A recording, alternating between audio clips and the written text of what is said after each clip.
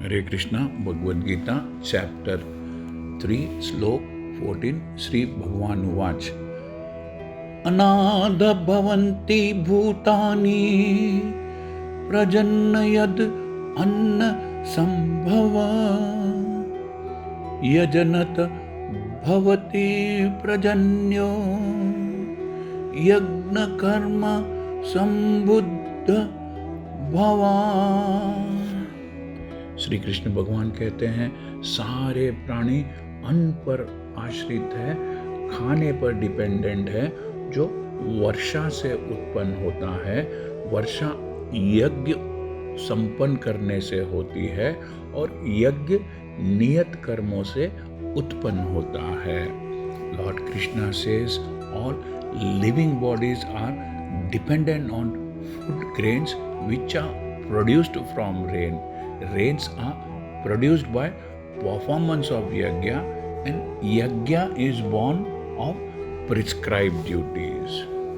भगवद गीता के महान टीकाकार श्रील बलदेव विद्याभूषण इस प्रकार लिखते हैं, परमेश्वर जो यज्ञ पुरुष अथवा समस्त यज्ञों के भोक्ता कहलाते हैं, बेनिफिशियरी कहलाते हैं, सभी देवताओं के स्वामी हैं।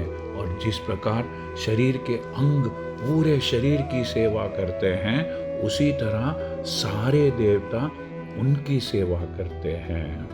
इंद्र, चंद्र तथा वरुण जैसे देवता भगवान द्वारा नियुक्त अधिकारी है, अपॉइंटेड ऑफिशियल्स है, जो सांसारिक कार्यों की देख रेख करते रहते हैं।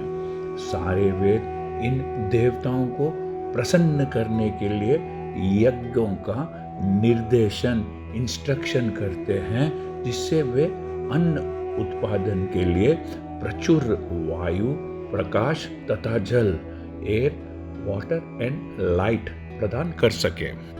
किंतु जब कृष्ण की पूजा की जाती है तो उनके अंग स्वरूप देवताओं की भी स्वतः ऑटोमेटिकली पूजा हो जाती है, अतः देवताओं की अलग से पूजा करने की आवश्यकता नहीं होती। इसी कारण कृष्ण भावना भावित भगवत भक्त सर्वप्रथम सबसे पहले कृष्ण को भोजन अर्पित करते हैं और फिर बाद में वे प्रसाद के रूप में उस भोजन को खाते हैं।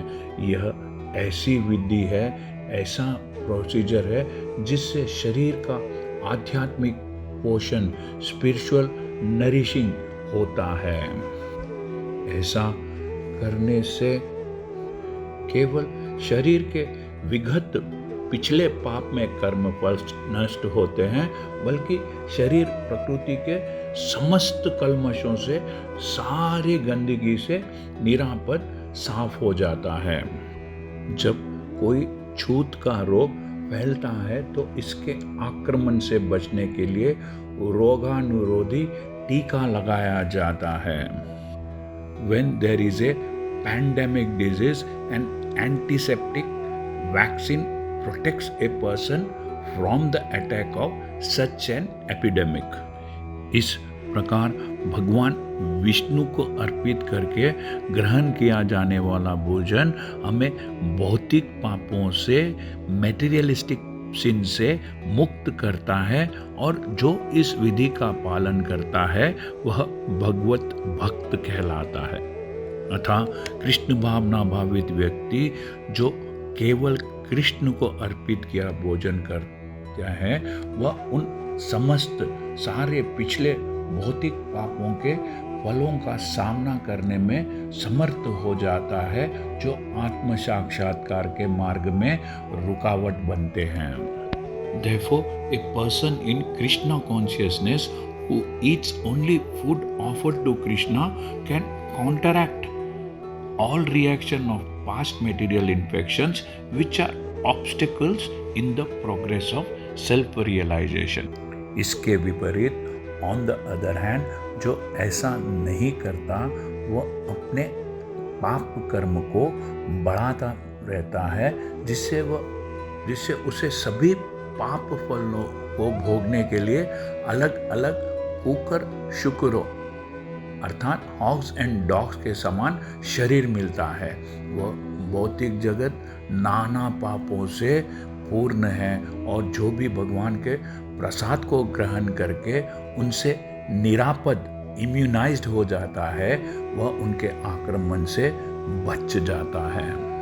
लेकिन जो ऐसा नहीं करता है वह पापों का लक्ष्य, सिन का टारगेट बन जाता है। अन्न और शाक वास्तव में खाने योग्य पदार्थ है। Food grains actually are vegetables and food grains. मनुष्य विभिन्न प्रकार के अन्न, शाक, फल आदि खाते हैं और मनुष्य के खाने के बाद जो बचता है वह पशु एनिमल्स खाते हैं। जो मनुष्य मांस खाने के अभ्यस्त हैं उन्हें भी शाक के उत्पादन पर निर्भर रहना पड़ता है, क्योंकि पशु शाक ही खाते हैं।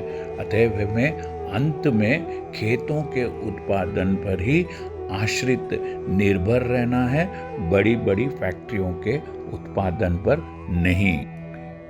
खेतों का यह उत्पादन आकाश से होने वाली प्रचुर वर्षा पर निर्भर करता है, इनफ रेनफॉल पर डिपेंड करता है। और ऐसी वर्षा इंद्र, सूर्य, चंद्र आदि देवताओं के द्वारा नियंत्रित कंट्रोल्ड होती है।